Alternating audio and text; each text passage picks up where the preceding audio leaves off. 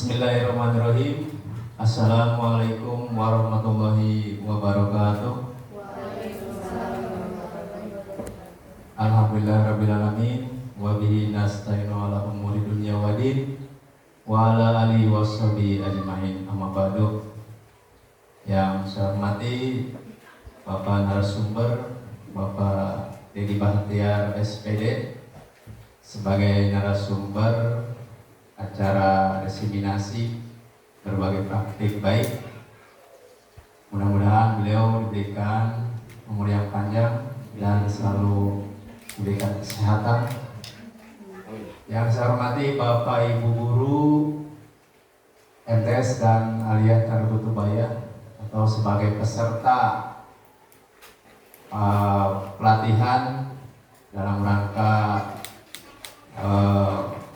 acara berbagi praktik baik.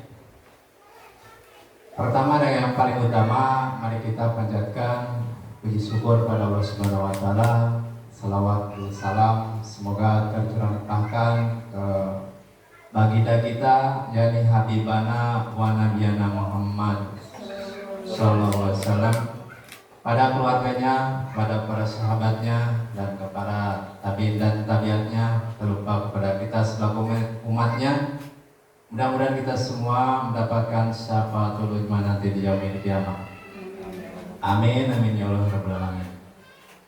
Baik Bapak Ibu, untuk memulai kegiatan ini, izinkan saya selaku pemandu acara akan membacakan sunan acara kegiatan hari ini, yaitu acara kegiatan hari ini yaitu acara diseminasi berbagi praktik baik dengan tema penerapan budaya positif di sekolah yang insya Allah akan diperkerasai oleh CGP Angkatan 10, yaitu oleh Bapak Dedi Bahtiar SPD sebagai narasumber yang berasal dari Kabupaten Lebak. Untuk membuka acara ini, mari kita bersama-sama membacakan ayatul basmalah. Bismillahirrahmanirrahim. Acara yang selanjutnya yaitu sambutan yang akan disampaikan oleh Bapak Kepala Madrasah Aliyah Tarbutubaya yang akan diwakili oleh Bapak Andi Santo. Kepadanya dipersilakan.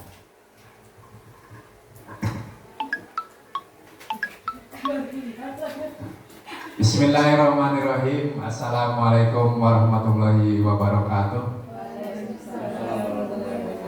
Alhamdulillahirrahmanirrahim. Wassalatu wassalamu ala asrofil anbiya'i wal mursalin wa ala alihi washabihi ajma'in. Amma ba'du. Yang terhormat Bapak narasumber, yang terhormat Bapak Ibu Dewan Guru sebagai peserta pelatihan, mudah-mudahan kita semua hari ini diberikan kesehatan baik jasmani maupun rohani. Alhamdulillah, pada siang hari ini kita bersyukur karena kita bisa berkumpul di tempat yang berbagi ini dalam rangka yaitu acara diseminasi berbagai praktik baik dengan tema penerapan budaya positif di sekolah, di mana acara ini yang diperkarsai oleh CGP Angkatan 10 dengan narasumber Bapak Dedi Bahtiar SPD yang berasal dari Kabupaten Lebak. Mudah-mudahan dengan adanya acara ini bisa memberikan atau menambah wawasan keilmuan kita, yaitu mengenai budaya positif.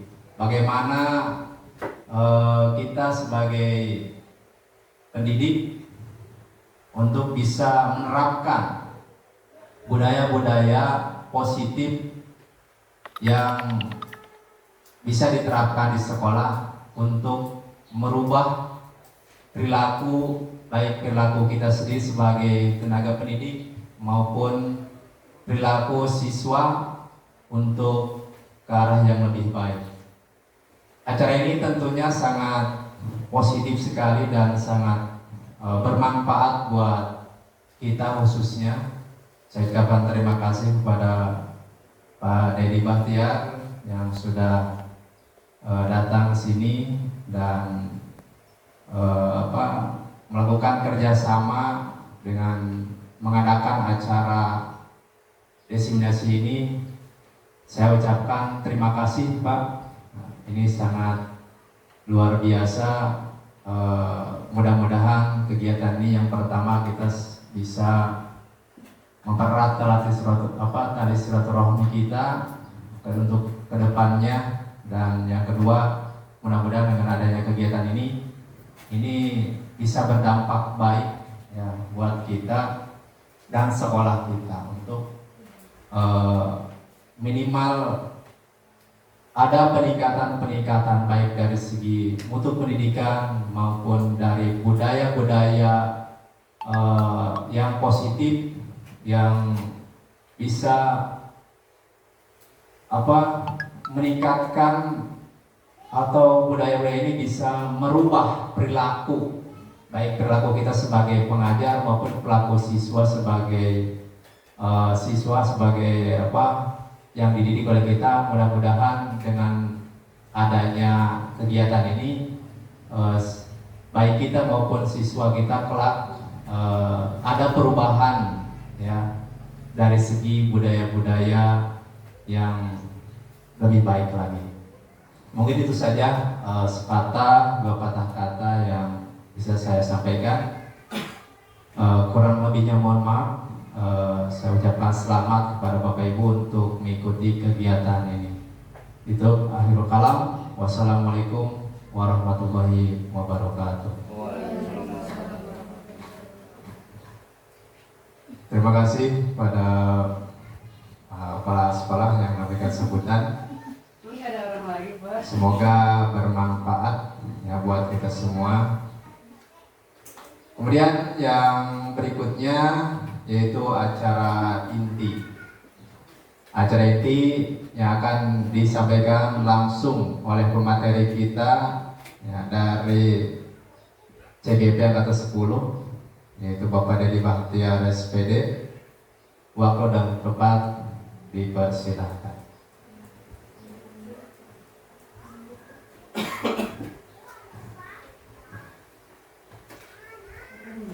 Baik, bismillahirrahmanirrahim. Assalamualaikum warahmatullahi wabarakatuh. Alhamdulillah wa syukru ala ni'matillah. Asyhadu an la ilaha illallah wa asyhadu anna Muhammadan abduhu wa rasuluh. Wa la rabbi shrah li sadri wa yassir li amri wa hlul 'uqdatam min lisani yafqahu qawli. Amma ba'd. Pertama-tama saya ucapkan terima kasih banyak kepada pembawa acara yang telah memberikan waktu kepada saya untuk menyampaikan tentang diseminasi berbagi praktik baik. Dan tak kalah penting yang kami hormati dan kami banggakan Bapak Kepala Sekolah MATK MTS Tanwirul Kutub, mudah-mudahan beliau diberikan umur panjang dan selalu istiqomah di jalan Allah Subhanahu wa taala, mengemban amanah untuk selalu mencerdaskan kehidupan bangsa. Yang terhormat Bapak dan Ibu-ibu Dewan Guru MATK dan juga MTS TK dan juga pendidikan anak usia dini RA ya, RA Tanwirul Kutub yang kami banggakan. Mudah-mudahan ibu bapak semua diberikan umur yang panjang dan diberikan kemudahan dari berbagai hal. Amin ya Allah ya Rabbal Alamin. Puji dan syukur senantiasa kita limpah curahkan kepada Allah Rabbul Ghafur yang telah memberikan kita kesempatan untuk menghirup nafas, untuk selalu mengemban amanah selaku atau sebagai pembimbing, sebagai penuntun, sebagai pengajar, sebagai prakarsa untuk memberikan ilmu-ilmu yang bermanfaat. Hakikatnya Ki Hajar Dewantara mengatakan bahwa tugas atau tujuan pendidikan adalah menuntun segala kodrat yang ada pada diri anak-anak untuk mencapai keselamatan dan kebahagiaan yang setinggi-tingginya. Sesuai dengan profil pelajar atau profil Ki Hajar Dewantara, maka kita selaku penuntun, pengajar, pembimbing, pendidik, dan lain sebagainya akan terus berupaya untuk menciptakan ruang-ruang belajar yang menyenangkan tentunya terhadap anak atau peserta didik kita. Salawat dan salam senantiasa kita limpah curahkan kepada junjungan kita, Nabi besar kita, Nabi Muhammad Sallallahu Alaihi Wasallam, kepada keluarganya, para sahabatnya, tabiin, ya wabil khusus kepada kita semua ya. Mudah-mudahan diberikan syafaatul ujma nanti di yaumil qiyamah, amin ya Allah ya rabbal alamin. Bapak-bapak, ibu-ibu, bapak-bapak, ibu-ibu guru hebat yang kami banggakan, izinkan saya perkenalkan diri. Sebelumnya semuanya sudah barang tentu tahu ya. Di sini saya minta izin untuk berdiri ya. Ya. Di sini saya selaku CGP. CGP itu artinya calon guru penggerak angkatan 10 dari Kabupaten Lebak. Nah, sebagai salah satu peserta guru penggerak, bahwasanya harus memberikan suatu pengimbasan tentang budaya-budaya positif terhadap sekolah-sekolah baik yang dibina ataupun yang terus dikembangkan. Karena dengan penyebaran pemahaman dan penerapan pengalaman tentang budaya positif ini akan sangat bermakna, akan sangat berarti untuk kita selaku penuntun atau kita selaku pengajar. Karena hakikatnya guru adalah pembelajar sepanjang hayat. Tidak ada kata patah berhenti untuk belajar. Karena guru adalah tadi pembelajar sepanjang hayat. Tentunya terus berinovasi, terus berupaya untuk menciptakan ruang-ruang pembelajaran yang menyenangkan terhadap anak, menciptakan ruang-ruang belajar yang inovasi. Berbagai inovasi harus dilakukan oleh guru. Saya mengingat satu kata bahwa guru yang inovatif akan mengeluarkan siswa yang berinovasi pula.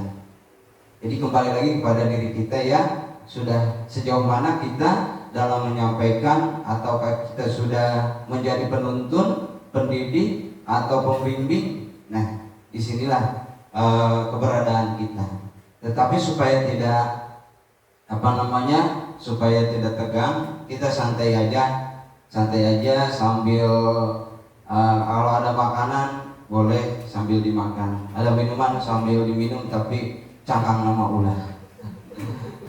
Baik Bapak Ibu Dewan Guru Hebat yang kami banggakan, pada kesempatan ini izinkan untuk memberikan penerapan pengalaman budaya positif. Saya akan sedikit menularkan budaya positif apa yang sudah saya lakukan di sekolah. Selain ini adalah tugas kami selaku calon guru penggerak angkatan 10 dari SMPN Namba ya. Tentunya mudah-mudahan ibu bapak di sini juga, ibu bapak guru ada salah satu masuk ke guru penggerak ya. Kenapa diharuskan untuk guru penggerak? Ya salah satunya untuk menggerakkan komunitas. ya, supaya lebih aktif. Makanya guru penggerak mah terikan cicing, ayo bergerak gitu. Gerak dalam artian baik secara apa namanya brainware-nya, secara otaknya, secara badaniahnya, jasmaninya, terus loading. Ada paling juga lagi offloadnya, ketika tidak loading, ketika tidur, itu baru. Ya baik, penyebaran pemahaman, penerapan pengalaman tentang budaya positif. Yang pertama yang akan kita tuju adalah ya konsep inti budaya positif itu sendiri, yaitu perubahan paradigma. Ya paradigma itu apa? Sudut pandang kita ke depan mau seperti apa, kan gitu ya. Selanjutnya ada disiplin positif. Nah, disiplin positif selain itu ada nilai-nilai kebajikan, kebutuhan dasar manusia, motivasi perilaku manusia, posisi kontrol, bisa salah nyebut, posisi kontrol manusia, posisi kontrol guru, keyakinan kelas, dan segitiga restitusi. Itulah pembahasan yang akan dibahas di pagi menjelang siang hari ini. Jika membutuhkan pembahasan ini, nanti bisa minta ke Pak Andri ya, karena sudah ada di sana untuk perubahan atau budaya disiplin tersebut. Baik Bapak Ibu yang saya hormati, Bapak Ibu guru hebat yang di sini, dan ini kita berbagi pengalaman aja ya, share-share saja supaya apa yang pernah saya ikuti dalam kegiatan CGP ini bisa bertular baik ya, menular baik. Artinya kita berbagi praktik baik ya, tadi berbagi praktik baik untuk merumuskan ataupun tentang budaya positif kita di sekolah kita. Baik Bapak Ibu guru hebat, kita lanjut ke berikutnya, itu pembelajaran dengan paradigma baru. Pembelajaran dengan paradigma baru merupakan pembelajaran yang dirancang berdasarkan prinsip pembelajaran berdiferensiasi. Ada yang tahu berdiferensiasi apa? Sehingga peserta didik belajar sesuai dengan kebutuhannya berdasarkan tahap perkembangan, berdasarkan pula teori psikologi modern untuk mewujudkan profil pelajar Pancasila. Pernah dengar profil pelajar Pancasila? Nah, ada nilai-nilai karakternya dari profil pelajar Pancasila. Ya, salah satunya apa? Nah, yang ada di sini beriman dan bertakwa kepada Tuhan Yang Maha Esa. Tapi sebelum kita bahas ke sini, kita mencoba dulu mendalami apa sih berdiferensiasi. Nah, berdiferensiasi pasti ibu juga pernah sering melakukan, cuma tidak tahu aja. Ya, apa sih berdiferensiasi? Salah satunya kita keberpihakan kepada murid. Kita bersama-sama dengan murid merumuskan seperti apa. Sebetulnya ini kegiatan-kegiatan yang sering kita lakukan di sekolah, yang sudah kita lakukan, bahkan jauh-jauh hari sebelum adanya seperti ini sudah kita lakukan. Tetapi kita mengingatkan kembali bahwa pentingnya dalam perumusan budaya positif ini kita lakukan untuk paling tidak kita masuk ke karakter dari profil pelajar Pancasila. Di antaranya adalah beriman dan bertakwa kepada Tuhan Yang Maha Esa. Saya yakin apalagi di Aliyah, di Sanawiyah tentang budi pekerti ya, terus digaungkan tentang sopan santun, terus tentang akhlak mulia tentunya pastinya, karena setiap manusia menginginkan siswa-siswi yang berakhlak mulia. Selain itu juga berkebinekaan global. Berkebinekaan global ini artinya kita kembali lagi ke jati diri kita sendiri. Siapa sih diri kita? Dari mana kita berasal? Kalau dari menurut kitab Syekh Taqiyuddin An-Nabhani, itu yang disebut dengan ada Uqdatul Kubro, 3 big question, jadi Ibu ya, 3 pertanyaan besar. Dari mana kita berasal, untuk apa kita di dunia, dan mau apa kita nanti selanjutnya. Itu berkebinekaan global. Artinya kita dari mana kita sih sesungguhnya. Artinya kita harus mawas diri gitu. Selanjutnya ada karakternya bergotong royong. Sudah bergotong royong artinya berkolaborasi, kerjasama ya. karena siswa-siswi di sini suka bergotong royong sama ya, berkolaborasi juga pernah dilakukan, sering bahkan. Cuma apakah sudah masuk ke profil pelajar Pancasila? Ya sudah sebetulnya. Cuma kita mengcover kembali, mengemas kembali. Kreatif, iya. Kreatif. Guru yang kreatif insya Allah menularkan kepada siswa yang berkreatif. Nantinya membentuk sebuah kemandirian. Ya, siswa yang mandiri artinya bukan mandi sendiri, tetapi mandiri adalah bisa menyelesaikan masalah-masalah yang dihadapi. Gitu. Bukan seberapa tuanya, seberapa mudanya dia dari segi umur, tetapi seberapa kuat dan seberapa bisanya dia menyelesaikan masalah sendiri. Itu baru dikatakan mandiri. Selanjutnya ada bernalar kritis. Bernalar kritis artinya apa? Lebih kritis, lebih berpikir jauh ke depan mau seperti apa. Saya di sini mau seperti apa setelah saya lulus sekolah, mau jadi apa? Guru tidak akan bisa mengubah diri kita kalau diri kita tidak bisa mengubah dirinya sendiri, betul? Sekolah tidak akan bisa mengubah si A menjadi sukses, si B menjadi sukses kalau dirinya tidak mau mengubah dirinya. Itu sudut pandang ke depannya mau seperti apa? Ya, ibu tidak akan bisa seperti menjadi guru kalau ibu tidak memutuskan untuk saya ke ilmu keguruan. Ya, berarti pengendali dirinya ada di siapa? Diri sendiri, betul. Jadi ya, bernalar kritis itu bagaimana kita berpikir jauh melangkah ke depan, ya. Apalagi anak-anak sekarang sudah kritis-kritis Bu ya, betul.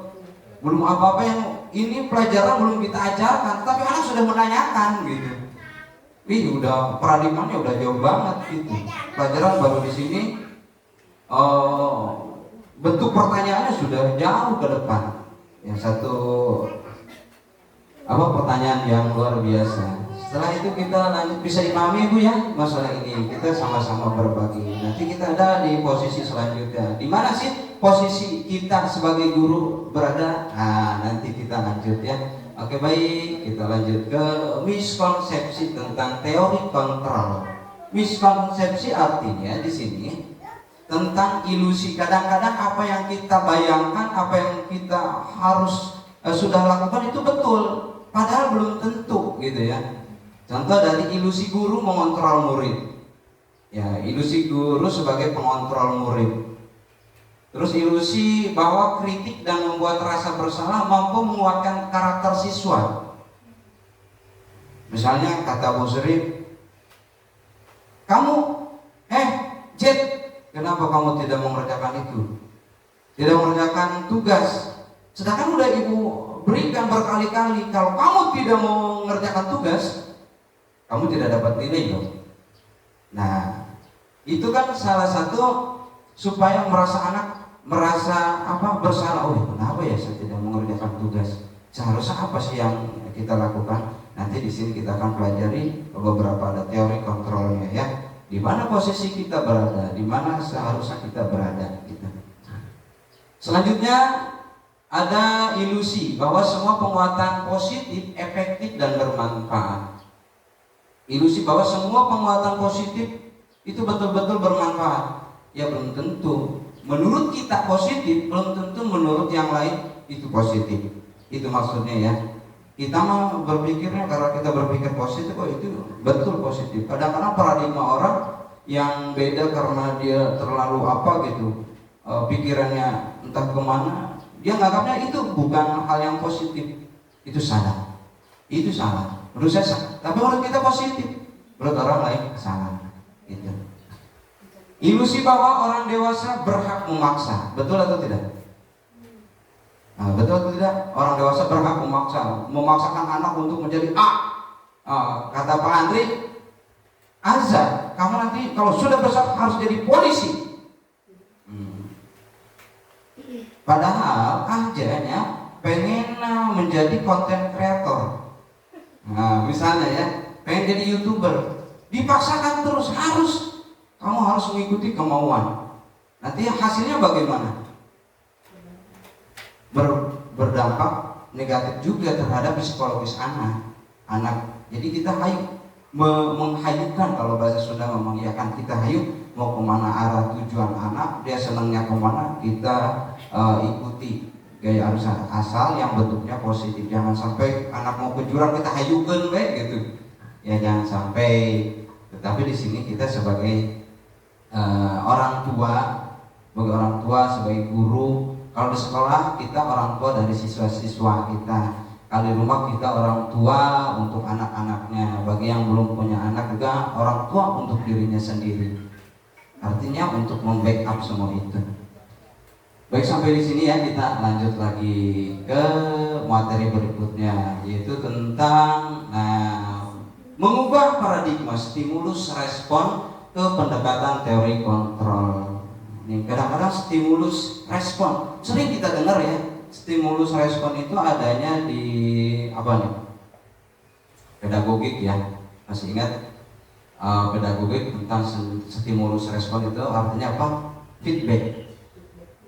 Timbal balik ya. Stimulus respon realita, kebutuhan kita sama, tetapi teori kontrolnya realitas kebutuhan kita berbeda. Kebutuhan kita mendidik anak itu sama, tetapi anak kadang-kadang memandang apa yang kita perintahkan itu kadang-kadang berbeda, pemahamannya berbeda. Nada keras nyari kanan, lembut kita nggak punya wibawa, melunjak, ya kan? Terus posisi kita harus seperti apa? Tegas, terlalu tegas, nanti anak bukan segan tapi yang ada takut. Oh, Pak Andri galak. Jadi yang dikhawatirkan ketakutannya sama Pak Andri. Ketika melihat Pak Andri itu udah jadi kelihatan ada macan. Jujur Bu, sebelum saya masuk CGP di sini, saya karena di sekolah saya killer, saya sebagai penghukum. Jujur saya bukan penuntun, jadi penuntut. Saya orang penuntut, lebih cenderung kepada penghukum. Jadi memandang anak masuk jam 8, kalau belum masuk jangan harap kamu bisa masuk ke sekolah. Bisa, karena di sana jam 8 Bu masuknya. Kenapa dari sini saya siang? Karena di sana jam 8 masuknya Pak Andri. Di santai-santai aja di jalan. Kenapa jam 8? Karena guru-gurunya jauh. Ada yang dari Bandung, ada yang dari Bandung juga 3, dari Suakan. Untuk warga setempatnya cuma 1-2 gurunya. Nah, selanjutnya semua orang melihat hal-hal yang sama. Teori kontrolnya adalah setiap orang memiliki gambaran yang berbeda. Dalam artian semua orang itu melihat hal yang sama itu dalam artian seperti apa Ibu-ibu? Nah, tetapi setiap orang memiliki gambaran yang berbeda. Apa yang kita inginkan? Tujuan kita, ayo untuk meluluskan siswa, supaya anak lulus, supaya anak itu mempunyai nilai yang tinggi. Tetapi gambaran anak itu kadang-kadang dengan nada kita keras juga, pikiran perempuan dengan laki-laki kan berbeda, ya kan? Gitu, dari segi emosinya, emosi diri. Nah, selanjutnya kita mencoba mengubah orang agar berpandangan sama dengan kita. Jadi semuanya satu perspektif. Jadi sebuah aturan harus kita taati. Aturan nih, masuk sekolah jam 7. Itu aturan dari sekolah. Kalau anaknya tidak menyepakati, nggak mau saya. Apalagi sekarang kurikulum merdeka. Merdeka dalam artian kita harus berpihak kepada siswa. Jujur Pak Andri, karena di sana udah menggunakan kurikulum merdeka. Ketika masuk jam 8.00 masih ada yang jajan, Pak, nanti dulu Pak ya, masih jajan. Ibu gimana pandangannya? Pasti ibu musabah astagfirullahaladzim, greget Bu, greget. Iya, ini sebetulnya belajar mengontrol emosi. Ya saya juga greget sebenarnya, tapi bagaimana disabar-sabarin, insya Allah dada semakin dempak Bu. Iya, gitu. Selanjutnya berperilaku buruk dilihat sebagai sesuatu kesalahan. Tetapi dalam faktanya Semua perilaku memiliki tujuan. Nah, apalagi kemarin ada anak kita juga yang kita anggap mereka ada melakukan sebuah kesalahan fatal ya, karena ikut-ikutan cuma satu, nggak bauan lah istilahnya.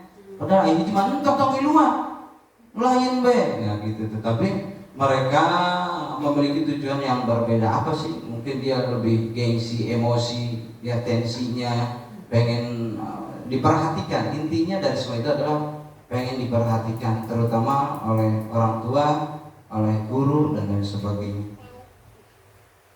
Orang lain bisa mengontrol saya, itu stimulus responnya.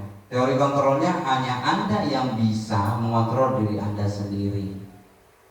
Kita tidak bisa, Bu Upi harus begini ya, harus begini ya. Nah Bu Upi kalau udah seperti itu, nanti setelah beres pembelajaran harus seperti ini. Tidak harus tidak. Tapi kata Bu Upi kan saya juga punya punya konsep tersendiri bagaimana saya menjelaskan mau apa, seperti apa, terus bagaimana, mengapa saya menggunakan teori ini, mengapa saya harus menggunakan metode pembelajaran seperti ini, banyak hal. Nah, jadi yang bisa mengontrol diri kita adalah kita sendiri ya Bu ya. Itu saya yakin ibu-ibu di sini udah pada hebat-hebat luar biasa. Saya bisa mengontrol orang lain. Ini punten Bu ya, di sini bias karena harus ngetik 2 kali ya. Udah dari spelling grammarnya seperti itu, harus setel ulang. Anda tidak mengontrol orang lain, artinya yang bisa mengontrol tapi tetap diri kita sendiri. Pemaksaan ada pada saat bujukan gagal. Bujukan gagal. Pemaksaan ada pada saat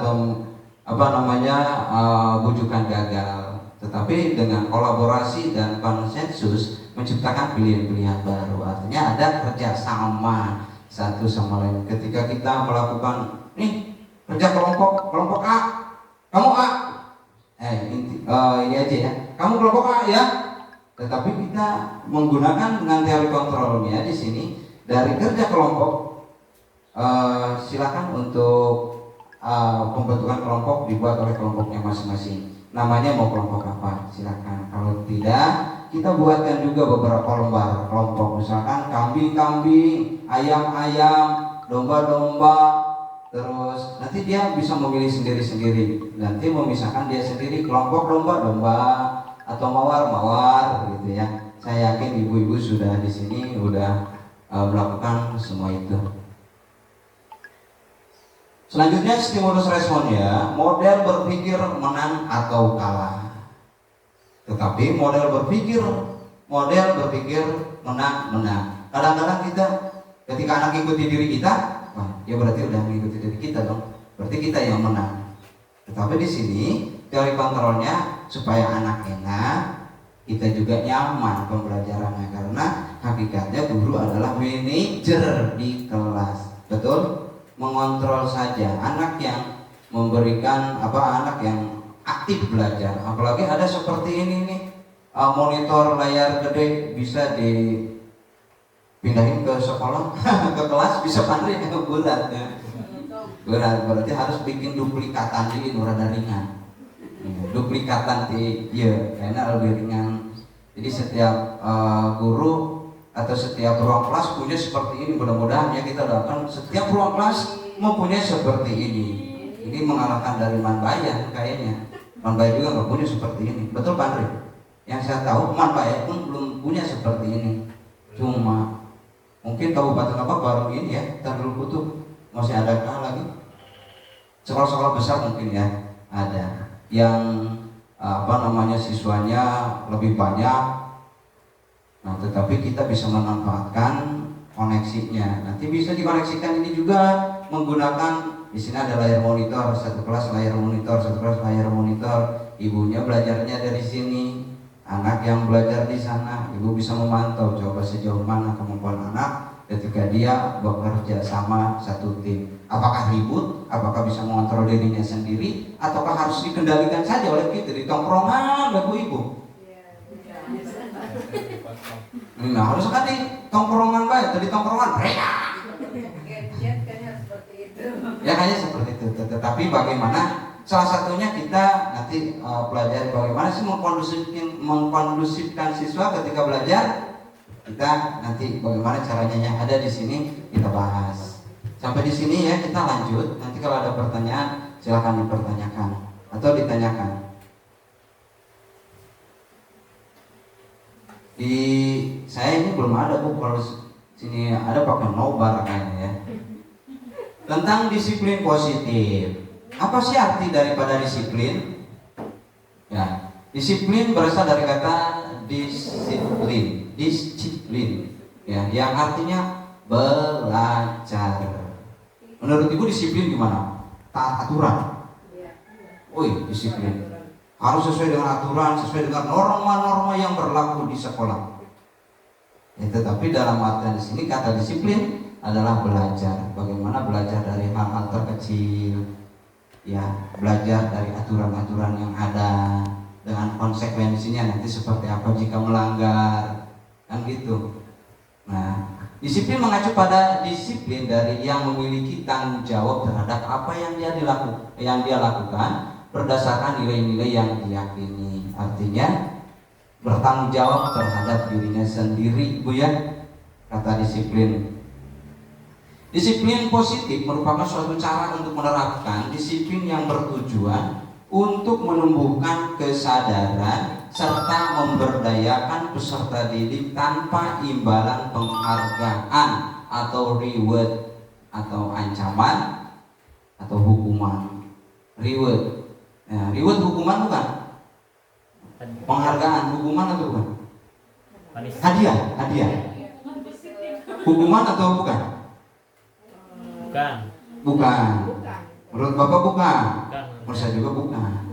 Nah, tetapi kita nanti ada pembahasan apakah dihukum, kan ada bukunya dihukum oleh penghargaan. Berarti penghargaan hukuman dong kalau begitu. Bagaimana penerapannya dihukum oleh penghargaan? Ya, kalau kasih penghargaan satu berarti harus semua dong. Sedangkan dari segi keuangan sekolah tidak memadai untuk semuanya, Pak ya. Ya 1, 2, 3 rankingan itu hukuman atau bukan? Ranking. Hukuman atau bukan? Prestasi, Pak. Iya kan, di situ kan ada rewardnya. Bagi yang nilainya tertinggi maka dia ranking 1. Coba yang ranking rendah, nah gua mau dapat ranking. Nah gitu. Apakah hukuman atau bukan? Jawabannya nanti setelah pariwara yang berikut ini. Kita lanjut ya. Nanti ada di bawah seperti apa sih? Apakah rankingan itu masuk kepada hukuman atau reward atau sebuah penghargaan atau sebuah prestasi ataukah hal-hal yang positif? Nanti kita bahas tuntas di sini ya. Kupas tuntas setajam singlet. Baik, sebagai pendidik tujuan kita adalah menciptakan peserta didik yang memiliki disiplin diri sehingga mereka berperilaku mengacu pada nilai-nilai kebajikan universal dan memiliki motivasi intrinsik atau dalam diri dalam perubahan perilaku ke arah yang lebih baik.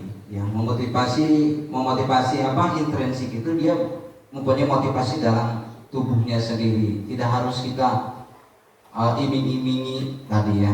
Iming-imingi kan itu ekstrinsik ya, yang motivasinya dari luar. Tapi anak belajar bersungguh-sungguh ya karena dia punya komitmen dan juga punya tanggung jawab terhadap dirinya sendiri. Dia juga punya target yang harus saya capai. Misalnya saya harus ranking 1, ranking 2, ranking 3, maka dia akan sungguh-sungguh. Kadang-kadang dikasih ranking ketika tidak sesuai dengan harapan, maka dia akan merasa down. Ini sampai capek kemarin oke belajar untuk ranking hiji. Apa sih masalahnya? Ya kadang-kadang ngedong seperti itu. Tetapi di sini kita sebagai pendidik juga punya paradigma lain ya untuk ke depan bahwa rankingan ataupun prestasi juga itu sebuah penghargaan terhadap anak yang mempunyai kapasitasnya lebih di atas rata-rata rekan-rekannya yang lain. Dan juga butuh apresiasi, bukan? Betul ya? Butuh apresiasi? Butuh. Dan saya juga selaku CGP ketika dikasih apresiasi juga butuh sama. penghargaan telah melaksanakan tugas-tugas. Di CGP tugas saya Bu, ini pembelajaran selama 9 bulan yang harus persingkat menjadi 6 bulan. Makanya tiap hari bergelut dengan neng kokom, sabokoina nangkupan neng kokom, komputer ya, tidak lepas dari jaringan. Belum lagi bentar-bentar kita harus ada Zoom dengan fasilitatornya, dengan pengajar praktiknya, dan setelah ini saya setengah 1 juga harus sudah go away lagi, harus berangkat lagi untuk melakukan post-test hari ini. Sedangkan saya juga belum ada persiapan sejauh mana post-testnya dan bayangan juga seperti apa bentuk post-test di modul yang sedang dipelajari ini. Tapi satu tadi, motivasi dalam diri saya harus bisa memenuhi target yang ada dalam diri, apalagi dukungan dari rekan-rekan semua, dukungan dari keluarga, terutama rekan-rekan sejawat, rekan-rekan guru yang ada di sini untuk memberikan satu suntikan semangat untuk terus maju, terus berkembang, terus berinovasi tentunya. Apalagi nanti ibu bapak juga saya minta like dan subscribe-nya ya di channel YouTube saya, dan nanti saya sematkan linknya di sini terkait dengan pembelajaran. Insya Allah kita berbagi praktik baik. Karena CGP itu wajib Bu, dituntut bisa tuh bisa, kudu bisa eta mana nyeun YouTube, nyeun video. Mandi tadina urang tara belajar nana karar itu kayak laju nama. Nu tadina teh apal kana Filmora, oh ana menjadi apal. Nek Filmora, nek pil tua udah. Iya, nampil KB ya. Terus yang tadinya belum ke belajar di Camtasia, akhirnya kita menemukan pembuatan video itu banyak ya. Dikira saya cuma Canva doang. Yang Canva ada sisi positifnya, sisi negatifnya. Harus mantang terus di jaringan. Ketika loading, ketika tidak ada jaringan, ketika offline atau udah mandek. Ya, tidak ketika offline kita berbuat kan enak. Nah gitu. Kalau lebih enak juga kalau di online, ketika searching yang lainnya, ibu bapak ya, ibu-ibu di sini jika pengen masuk ke Canva yang pro, bisa menggunakan akun Belajar ID. Ya, udah punya ya akun Belajar ID-nya masing-masing ya? Sudah. Belum ya?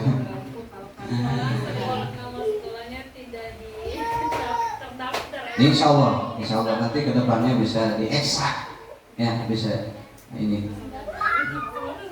Nanti itu kapasitasnya karena sudah di cover oleh Kementerian Agama, mudah-mudahan. Jadi untuk Canva bisa masuk ke sana, yang pro bisa terus diupdate atau bisa di searching. Ya seperti yang free aja gratis untuk guru mah, untuk siswa juga sama. Gitu. Baik, Bapak Ibu guru hebat, MA, MTS, RA, Tanwirul Butuh tentunya yang kami banggakan. Kita lanjut ke pembelajaran materi berikutnya ya. Karena bahasa maupun latar belakang, adapun contoh nilai kebajikan institusi atau organisasi sekolah kita, seperti halnya ada profil pelajar Pancasila. Tadi masih ingat profil pelajar Pancasila? Salah satunya adalah beriman dan bertakwa kepada Tuhan Yang Maha Esa. Terus apa lagi? Mandiri, berkebinekaan global, gotong royong, ya gotong royong bareng-bareng di gotong gitu, gotong royong. Terus bernalar kritis. Ada berapa? Profil pelajar Pancasila ada? 6 ya. Mudah-mudahan bisa mengingat itu ya, paling tidak ketika kita ke sekolah yang lain, profil proyek Pancasila bisa juga diajarin, baru kemarin, tenang aja, santai aja bro, gitu. Datang ke imam lupa lagi, apalagi masak, tadi mas apa ya? Biasanya kalau ibu-ibu kan masuk tel migapo kebanyakan ya, telat mikir kayak campur, mikirnya telat, jadi pohonnya mah cepet gitu ya. Masuk ke kiri, keluar ke kanan, masuk ke kiri, entah keluar lagi. Berarti nyangkut ada gitu ya. Gimana? Masuk tidak, keluar tidak. Nah, yang kedua adalah IBO, Primary Years atau program BAV ya. Terkait itu sama nilainya, nilai toleransi, rasa hormat, integritas, mandiri dan lain sebagainya. Ibu bisa dibaca saja. Ada empati, keingintahuan terhadap pembelajaran ataupun ini lebih cenderung kepada bernalar kritisnya. Keterampilan hidup, ya dapat dipercaya, lurus hati, pendengar yang aktif, tidak merendahkan orang lain dan memberikan yang terbaik untuk diri kita sendiri. Artinya menghargai diri, ya, menghargai diri sendiri. Kita baik lanjut, takut keburu mati lampu. Biasanya di kita kalau udah ada hujan-hujan gini siap-siap lampu. Ya, kebutuhan dasar manusia. Kebutuhan dasar manusia adalah segala sesuatu yang kita lakukan untuk mendapatkan apa yang kita inginkan. Seluruh tindakan yang kita lakukan memiliki tujuan tertentu dan semua usaha terbaik yang kita lakukan adalah dalam rangka agar kebutuhan dasar kita terpenuhi dengan baik. Itu adalah salah satu kebutuhan dasar hidup.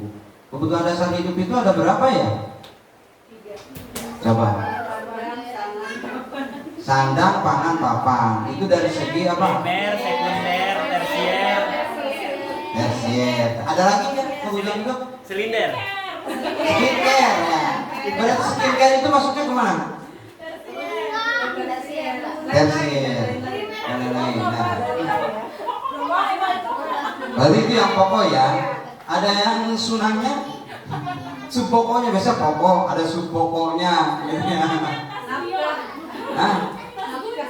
Nah, salah satunya adalah yang ibu selalu pengen supaya nih suaminya tidak pindah ke lain hati. Itu kan apa? Bentuk apa? Jasmani dan rohani. Jasmani dan rohani, kasih sayang ya, kasih sayang. Iya, kalau ibu-ibu yang di sini belum nikah, kasih sayangnya dari orang tua, kasih sayang dari teman, itu dibutuhkan nggak sih? Perlu sekali. Baik, untuk itu jika dibutuhkan kita. Nah, ini adalah 5 kebutuhan hidup manusia. Sebetulnya jawabannya udah ada di sini. Tadi sudah dipersiapkan, cuma belum dibuka saja. Salah satunya adalah kebutuhan hidup, mulai dari tadi makanan, pakaian, sandang, pangan, papan, ya. Terus apa lagi? Keamanan, kesehatan. Perlu ya? Perlu gitu. Kenyamanan itu bentuknya kemana? Rasa kasih sayang. Rasa kasih sayang di sini ada rasa diterima, ada kepedulian dari siswa, dari orang tua, kepedulian dari rekan, kepedulian dari lingkungan, kepedulian ya semuanya yang peduli terhadap kita, berarti itu yang kita butuhkan. Yang kepedulian ya terhadap sesama, berbagi, kerjasama, menjadi bagian dari kelompok. Coba misalnya di sini Ibu Iit satu kelompok tetapi tidak, artinya diasingkan, tidak masuk ke bagian tersebut, apakah akan merasa nyaman? Ya Bu Iit, tidak, nyaman aja sendiri walaupun nanti ngomong di juru. Ya, lidah boleh berbohong tapi hati tidak bisa dibohongi. Ya seperti itu ya. Tidak mau ini ngomong gini gitu, hati sakitnya di sini. Selanjutnya adalah penguasaan. Itu dari segi harga diri, keinginan untuk dianggap. Nih, ketika contoh soal ketika yang bagi yang sudah rumah tangga aja ya gitu ya di lingkungan kita. Biasanya istri lebih banyak ngomong, suaminya cuek be, acuh kelayar. Gimana tanggapan ibu? Gadak, sagedap-gedapnya. kurang asem. Terus saya dianggap apa? Tunggul. Nah, gitu ya. Ini saya belajar dari apa ya yang sudah saya lakukan aja. Kadang-kadang kalau ibu ngomel banyak ngomel, kadang-kadang pusing. Banyak ceramah. Aslinya ibu capek saja, biarkan deh. Mau dilawan, apalagi kalau ibu mau datang bulan ya. Udah jangan harap, jangan ditanya itu mah. Udah, pokoknya luar biasa. Siap-siap perang dunia ke-7. Tadi apa yang saya katakan ini apa yang sedang saya lakukan ya. Itu curhat sebetulnya mah. Paling tidak ke arah sana, tidak jauh beda ya ibu-ibu mungkin karena yang mengalami. Sebetulnya yang harus main mah bapak-bapak ya, Bu. Bobi, bapak-bapak mens. Nah, coba mana? Mens. Bapak-bapak mens ya. Iya, yang harus main itu bapak. Iya. Tapi tidak apa-apa. Oh, berarti Oh,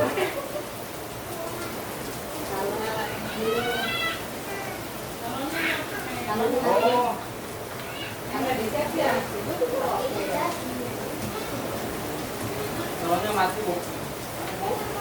Ada baru bisa sini. Iya. Ya udah, gini aja soalnya lebih serat daripada mie. Selanjutnya yaitu tentang mandiri. Mandiri terus memiliki pilihan, mencoba hal baru, mengendalikan arah dan intinya itu tentang kebebasan. Kan kita menginginkan sebuah kebebasan ya. Bapak-bapak sama ibu-ibu juga sama tidak mau dikekang. Ya, ada pengekangan dari suami. Misalnya Dewi, kamu nggak boleh ikut pengajian. Ngapain ikut pengajian? Sebenarnya itu hak saya. Hak untuk memenuhi kebutuhan hidup terkait dengan golisa. Ya, golisa itu kan naluri diri, gitu ya, untuk meningkatkan tentang keagamaan, keilmuan dari keagamaan. Gitu ya. Ini minimal kebutuhan dasar manusia, minimal ibu ada yang sudah terpenuhi semua ini, sudah luar biasa. Ada yang sudah terpenuhi semuanya? Insya Allah kita menginginkan dari ibu, Bu Dewa udah berapa yang terpenuhi? 1, 2, 3, 4, 5. Udah 5. Semuanya. Udah semuanya ya. Terus Bu Sri udah berapa? Udah perform. Udah lebih kapasitas ini ya. Udah pernah tenang Pak, saya tenang. Apa tenang? Nggak tahu kenapa. Saking banyaknya bingung, satu pun tidak ada rupanya. Kayak ibu kan punya kesenangan sama tentang ada sisi humornya dan jangan pernah serius man. Terlalu orang serius berengap ah. Kelihatan makanya penuh dengan penderitaan. Ya. Kita lanjut. Motivasi perilaku manusia untuk menghindari ketidaknyamanan hukuman ini kita kembali lagi pada siswa ya anak peserta didik kita untuk menghindari ketidaknyamanan hukuman ini biasanya lebih cenderung kepada aturan sekolah. Kalau saya tidak melaksanakan aturan misalnya masuk sekolah jam 7 terlambat 5 menit maka harus mengelilingi lapangan 7 kali. Nah, maka itu kesadaran dia itu bukan kesadaran dirinya, tetapi dia lebih cenderung takut kepada peraturan yang ada di sekolah. Kalau ada kesadaran dari diri mah nggak mungkin dia takut. Seperti apa? Tetapi harus bagaimana sih supaya anak tanggung jawab terhadap dirinya sendiri. Nah nanti kita bahas bareng-bareng. Mudah-mudahan ada yang nyangkut gitu ya. Ada yang nyangkut. Terus untuk mendapatkan imbalan atau penghargaan dari orang lain atau dari guru memberikan siapa yang bisa menjawab pertanyaan ibu akan ibu kasih ballpoint. Nah, jadi ketika dia menjawab juga bukan karena keinginan dia, karena keinginan untuk mendapatkan sesuatu. Jadi karena bukan dorongan diri. karena dia motivasinya motivasi ekstrinsik yang kalau tidak diiming-imingi sesuatu maka dia tidak mau untuk menjawab. Kamu aja yang pintar, kadang-kadang gitu. Kamu aja yang pintar. Yang ini misalnya si A kadang-kadang yang pendiam atau diam aja. Benar ya Bu? Sudah berarti sudah beda. Tidak jauh beda dengan sekolah sama. Iya. Kadang-kadang lebih senangnya main gadget, main HP, apalagi TikTok. Dia mau ngomong di TikTok, ketika mau menjawab susah, bingung saya juga. Jangan sebutin Bu, kalaupun udah nggak apa-apa. Ya terlanjur. Ya, paling tidak sebagai samplingnya Bu ya, samplingnya satu. Ada.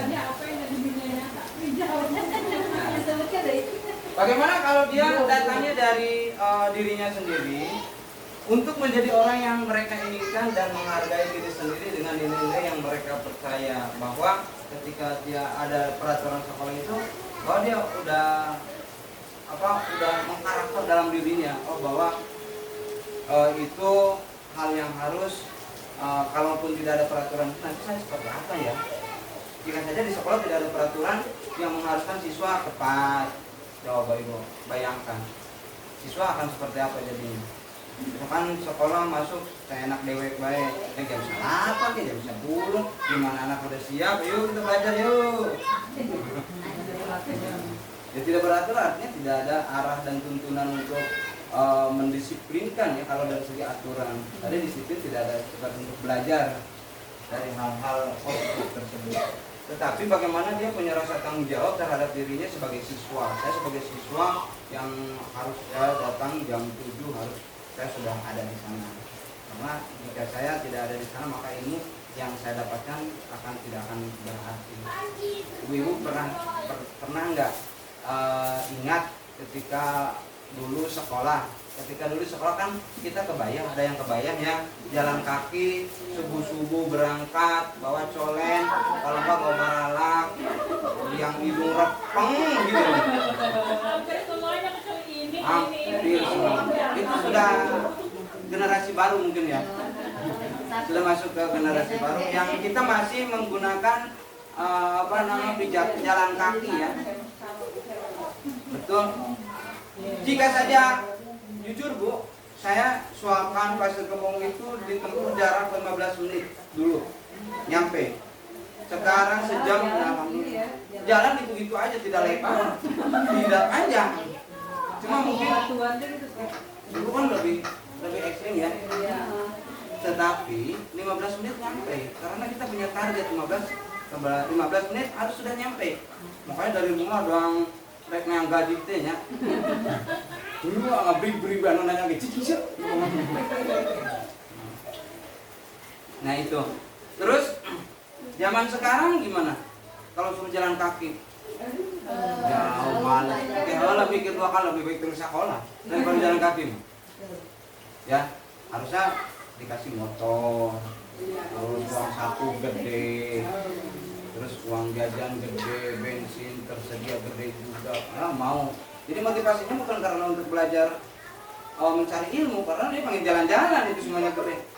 Dan jujur saya belum pernah tidak dikasih uang beberapa kali, bahkan sering kali dari rumah ke sekolah. Karena saya dulu di Sanawiyah jalan kaki lewat Ramadhin Taringgul, dan alhamdulillah nyampe. Hari itu ke Sanawiyah.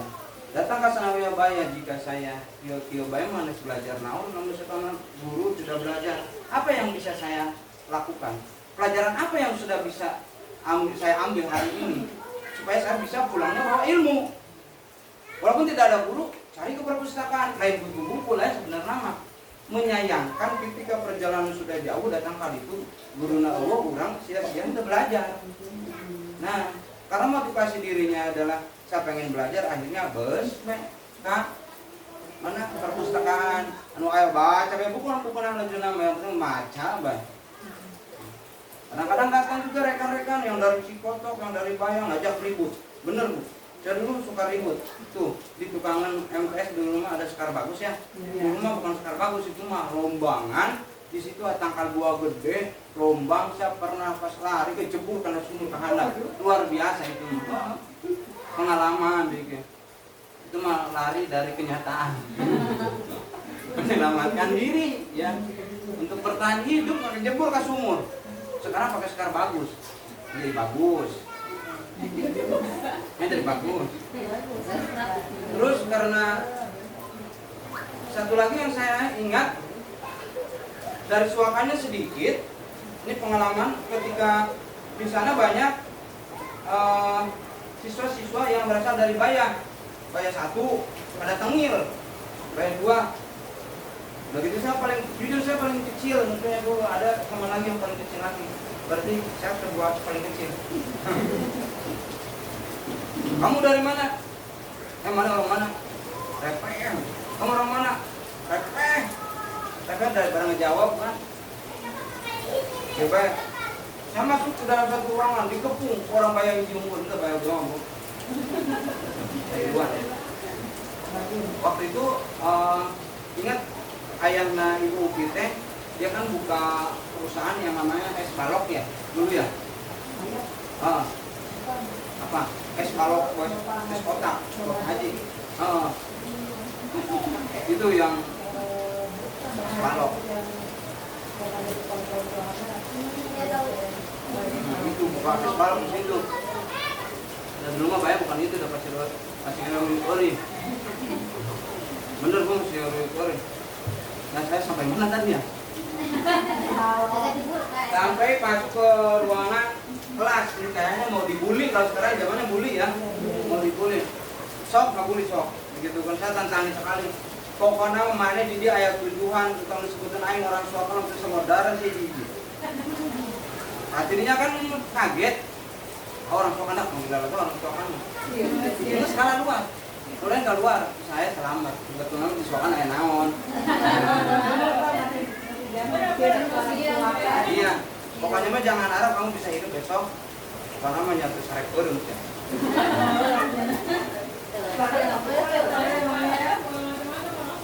Nah gitu, bener kan sare mah ya?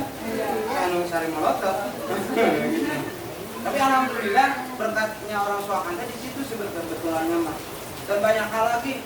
Ngaku jujur bu di maksud mereka mobil sama ketika CGP ada interviewnya nanya Pak dari mana ya dari Suakan Pak Bapak berangkat Suakan oh saya udah 3 kali Pak kata ya yang interviewnya akhirnya banyak ngobrol seputar Suakan begitu.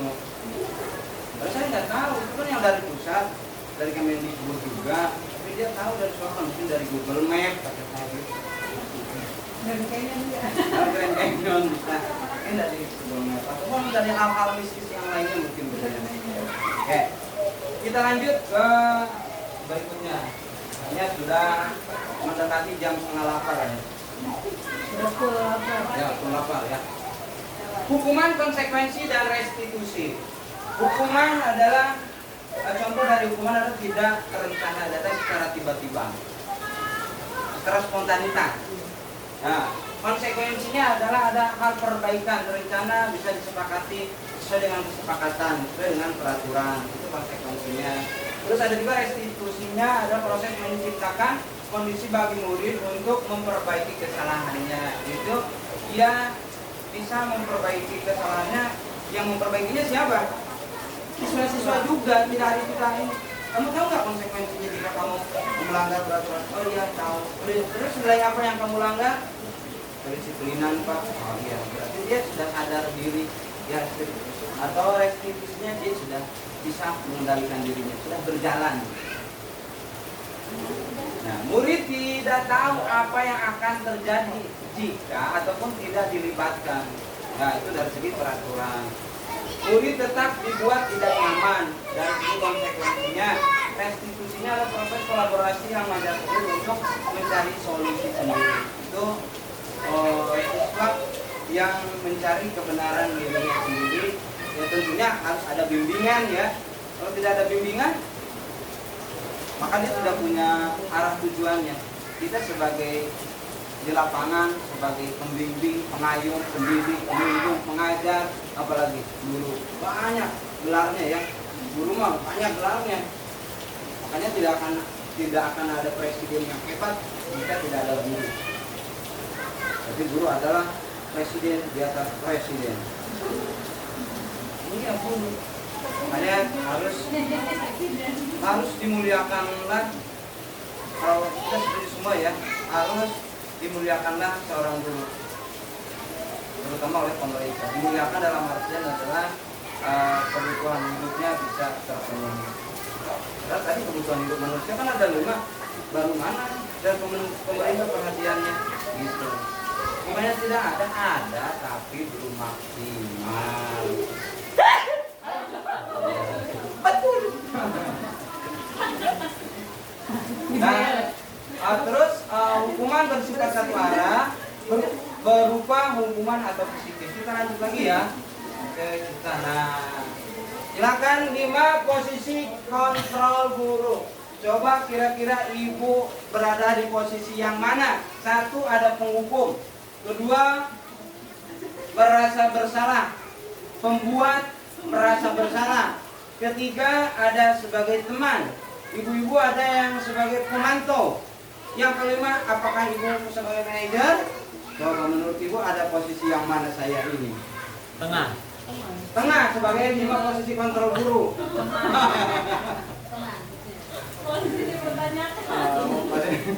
Posisi kontrol guru itu ada 1 penghukum.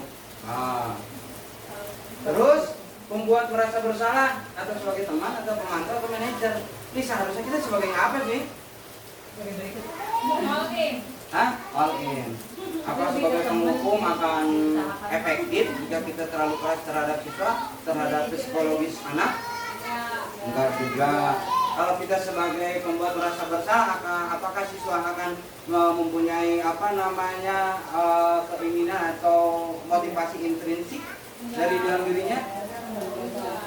Karena mereka ini tidak percaya diri, ya timbulnya dia tidak percaya diri, minder, terus selalu dikucilkan teman. Nah itu kalau kita pembuat merasa bersalah. Misalnya, Andin, saya kecewa sama kamu. Kenapa tugas dari ibu tidak dikerjakan? Karena ibu udah berkali-kali lah. Aku sangat kecewa sekali sama kamu. Nah, ini kan merasa bersalah. Iya. Anaknya akan nunduk aja, ngelawan juga. Gitu. Kalau jadi teman, ya lebih sharing ya. Kalau teman lebih cenderung kepada sharing. Ya, kita seperti kalau kamu punya tugas, coba kita kerjakan. Kalau kamu tidak bisa, kita berkolaborasi kerjasama.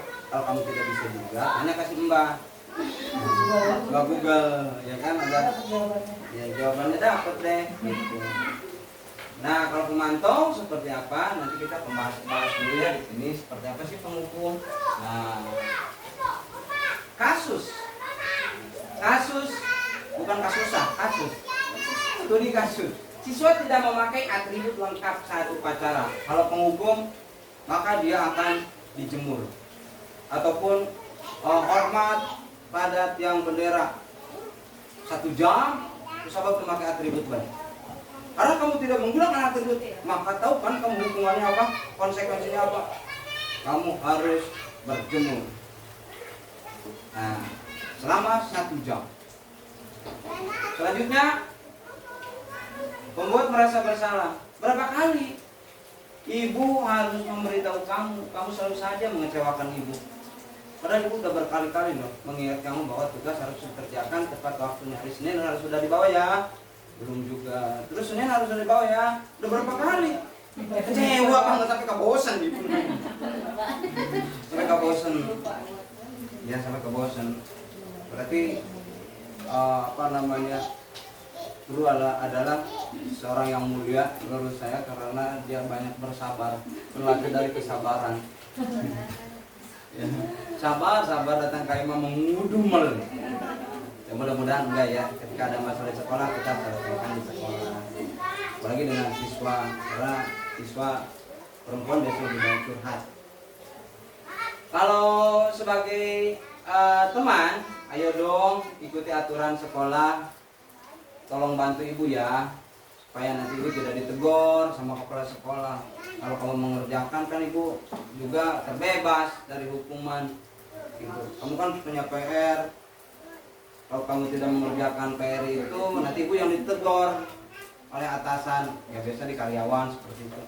Kamu harus memenuhi target ya, tolong dong gitu ya. Nah, sudah tidak apa-apa, lain kali jangan seperti ini lagi ya, makanya harus lebih dikerjakan. Sebagai pemantau, kamu sudah melanggar peraturan sekolah, kamu tahu kan konsekuensinya. Setelah upacara kamu beli atribut ke sekolah dan jangan diulangi lagi. Berarti kita sebagai guru yang sifatnya sebagai pemantau. Nah, tetapi yang bagusnya sebagai apa sih? Harusnya sebagai manajer. Kita bisa di sini sebagai teman, ya, sebagai pemantau, ya, sebagai manajer, ya. Kalau sebagai penghukum kayaknya terlalu sadis deh. Wah, jadi psikologis anak nanti yang imbasnya. Jangan ada kesiswaan. Siswaan ada, tetapi bagaimana nanti kita membuat sebuah peraturan kelas atau keyakinan kelas? Ya, menurut ibu, peraturan kelas atau keyakinan kelas? Kalau peraturan kan sifatnya dipaksakan. Kalau keyakinan kan kita kebersamaan yang menentukan.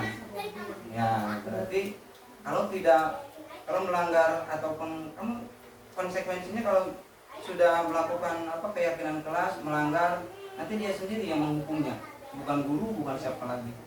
Gitu. Gitu ya. Oke, kita lanjut. Bisa dipahami ya. Nanti di sini ada pertanyaan-pertanyaan, sudah sampai mana posisi kita di mana nih? Apakah penghukum ataukah membuat merasa bersalah dan sebagainya. Alhamdulillah saya udah di manajer. Manajer saya luar biasa, itu tangan. Anggap saja. Coba, saya kecewa sekali dengan kamu. Ini sebagai apa nih? Hukuman.